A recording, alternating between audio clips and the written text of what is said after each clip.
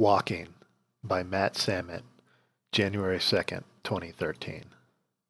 I hope this post doesn't seem like a stretch because it's about something so basic it's almost embarrassing. Walking, the intuitive act of putting one foot in front of the other to carry you from one place to the next. Yet if you've ever endured damage or a withdrawal syndrome from a psychiatric medicine, you'll also know that things like walking that look and seem basic to others and that did so in your past pre-medication life do not in fact come easily. Sometimes, on the worst days, they don't come at all. I still recall how hard I had to fight to reclaim the ability to carry out life's baseline quotidian tasks as I strove for health and balance after years on meds, especially benzodiazepine tranquilizers. Shopping at the supermarket, comfortably carrying on a conversation, sitting in my car in traffic, remaining on the telephone without feeling anxious or trapped, picking out Christmas presents in shops, dining out at restaurants, going to the climbing gym, and so on. Simple, necessary life, the things that I'd always done without a second thought. First, there was such an intense, invisible fist of inertia, depression, brain fog, and fear crushing me in its iron grip that I rarely had feel the desire, if even ability, to leave the house. Meanwhile, I was racked with physical weakness, heaviness, and burning pain, like my entire body was sheathed in a lead X-ray vest and had been boiled in oil. In my own head, I called it the plexiglass wall of benzo insanity, a sheen of terror, agoraphobia, and suffering that locked me away from the outside world as surely as the divider in a prison visiting room. I could see other people from behind the wall and even speak to them through sheer willpower, putting on my best impersonation of my old self. But they could never have any idea what it was truly like inside, nor could I accurately convey the profound horror of the experience. I was shut off, locked away, alone with my pain. An ironic and paradoxical flip side to this extreme psychic and physical agitation, however, was that neither could I stand to be alone, cooped up in my bedroom, quivering atop the sheets, or pacing in the living room, prey to the suffocating midday silence, to black waves of self-loathing and guilt, to the knowledge that the world still hummed around me in all its life and motion and purpose and energy while I festered, static, alone, in a broth of chemically induced terror. When it came to leaving the house, I felt damned if I did and damned if I didn't. Better than to at least be in motion. If you've ever watched a baby take his first steps, you'll appreciate what a miracle it is to be ambulatory. Like so many incredible things about our bodies and brains, our manual dexterity, our opposable thumbs, our five senses, our ability to use language, our cognition, we take this fundamental skill for granted once we've mastered it.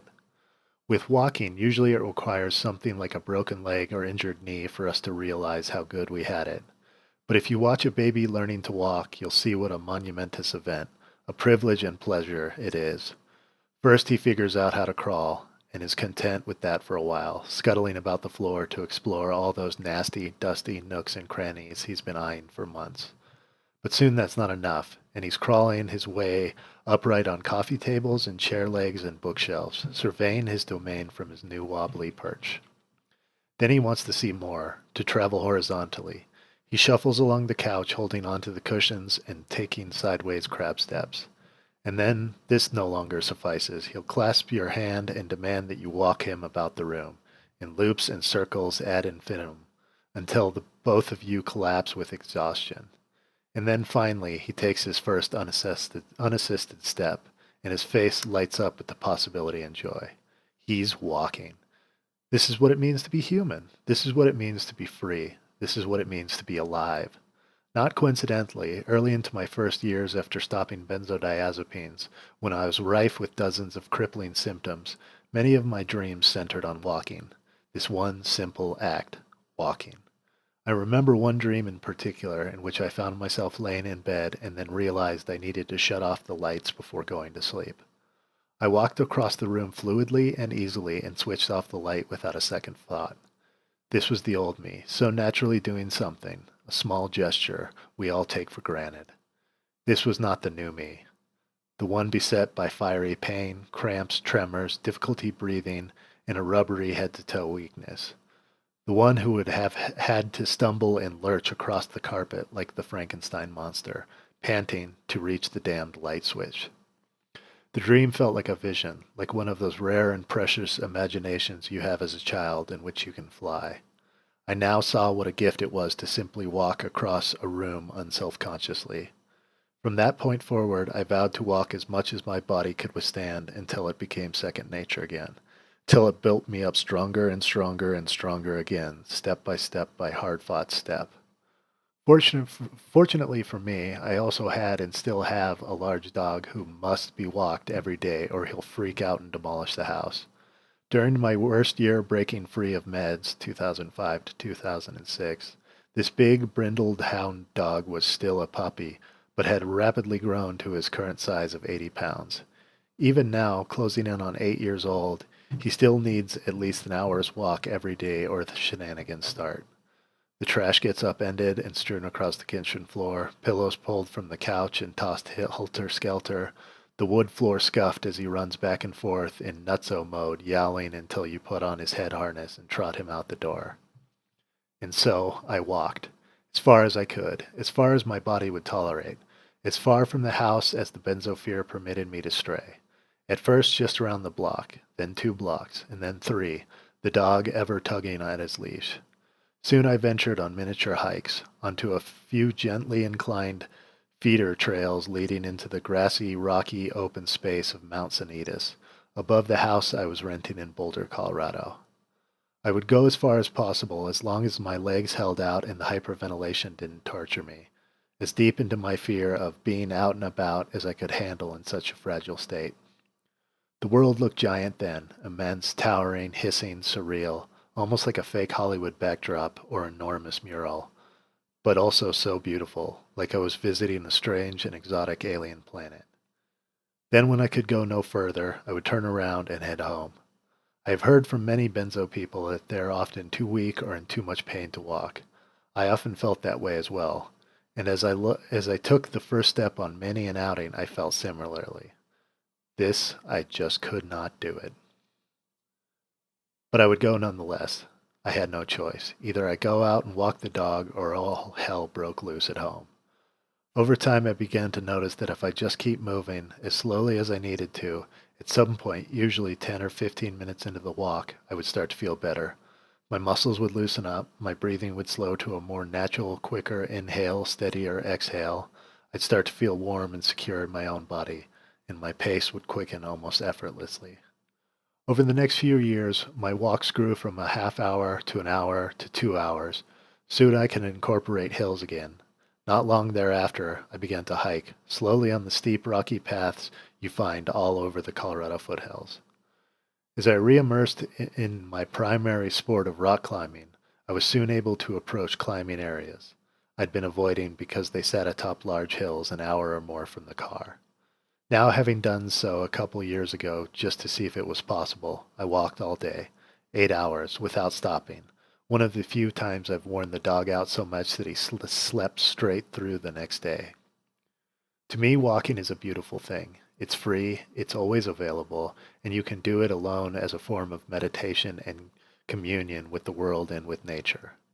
I used to love running, and in particular trail running, but have not returned to it due to knee problems and also some minor breathing difficulties that linger post-benzos. However, I can't say that I miss running that much. In running, the focus is so often on the athletic pursuit itself, or you're working so hard or so out of breath that you don't notice your surroundings as much. In the end, it becomes more about the goal and less about the process. Did I run my 5 miles, and how fast were my splits? And did I make it to my usual turnaround point? Moreover, in that easily excited early withdrawal state, I noticed that strenuous activities like running or climbing too hard could rev my compromised nervous system up to an unbearable degree, leaving me sleepless, sweaty, and agitated for days. It just wasn't worth it. Walking, however, lends itself to process. Sure, you can strap on a heart rate monitor and do laps around the track, the same as with running, but you can also putter along and explore, taking a side track or path you might not have followed before. stopping to notice the way a scrap of passing cloud frames a familiar tree, making it look new again, or setting out for a destination like a pond or vista where you'll stop to engage with your surroundings. Walking is so much slower than running that you naturally open yourself to sensory dialogue with the world. When you're trying to get your brain to sync up with your body again, this connection is paramount. You need to slow down and listen to it. I at first felt bad, almost guilty about only walking on paths where I used to run, and I'm sure many other athletic people sidelined from their sports by withdrawal have felt the same. Then one day as I walked the hound, I had a strange but illuminating thought that some alien intelligence spying on the world from a great height wouldn't be able to distinguish between a human walking and one who is running. To this unbiased, evaluating eye, we would look exactly the same, little points of motion, the one having no greater or lesser value than the other. It was then that I realized walking is okay. For me, it's been one of the primary healers from benzodiazepine and psychiatric medicine withdrawal, and continues to be to this day. It has long been a source of meditative calm. It's fitting, perhaps, that in 2005, as I fought to be shut off the meds, I ended up doing freelance work for a Boulder-based spiritual publishing house. Sounds true, transcribing the audio files that accompany a book called Walking Meditation by Nguyen An Huang and Thich Nhat Hanh. This wonderful book asks readers to immerse themselves in the act of slow walking as meditation, taking in everything around them, really noticing the world with all five of their senses, anchoring themselves with each footfall in the present moment with no goal or destination. It is, in the classic Buddhist sense, all about process. As Sounds True promotional copy for the book puts it, there is a Buddhist concept known as aparanthia, or the spirit of wishlessness, in which one neither pursues, desires, nor flees from discomforts. Walking meditation cultivates aparapina. In florid benzo withdrawal, I certainly desired nothing more than for the suffering to end, and had I been able to, would have fled my discomfort. But no escape hatch was available other than the fleeting relief I might have felt by reinstating benzos, a siren song that would have dashed me right back against the lethal cliff of tolerance withdrawal. There was no escape, only the present moment, the same one that had been there all along. In fact, it had been just such a pursuit of desire to be happy, in flight from discomfort, to not be anxious, that had landed me here in the first place, seeking a facile, seductive, and ultimately destructive fix, psychiatric chemicals, for a life lived in a broken, hungry way, experienced never in the present, but instead with an eye towards some elusive, better future.